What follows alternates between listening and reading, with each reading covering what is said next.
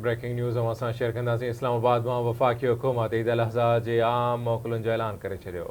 वज़ीर आज़म शहबाज शरीफ़ ईद उल अज़हा जी मोकलुनि जी समरी मंज़ूर करे वरिती आहे। काबीना डिवीज़न ईद उल अज़हा जी मोकलुनि जो नोटिफिकेशन जारी करे छॾियो आहे। ईद जे पहिरें ॾींहुं सूमर 17 खां अरबा 19 जून ताईं मोकलूं हूंदियूं। अवां सां ख़बर शेयर कयूं पिया। ब्रेकिंग न्यूज़ आहे। इस्लामाबाद मां वफ़ाक़ी हुकूमत ईद उल अज़हा जी आम मोकलुनि जो ऐलान करे छॾियो आहे। वज़ीर आज़म शहबाज शरीफ़ ईद उल अज़हा जी मोकलुनि जी समरी मंज़ूर करे वरिती। काबीना डिवीज़न ईद अल अज़हा जे मोकलुनि जो नोटिफिकेशन जारी करे छॾियो आहे। ईद जूं मोकलूं 17 खां 19 जून ताईं हूंदियूं।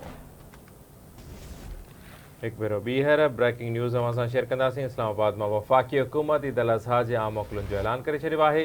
वज़ीर आज़म ईद अल अज़हा जे मोकलुनि जी समरी मंज़ूर करे वरिती। काबीना डिवीज़न ईद अल अज़हा जे मोकलुनि जो नोटिफिकेशन जारी करे छॾियो आहे।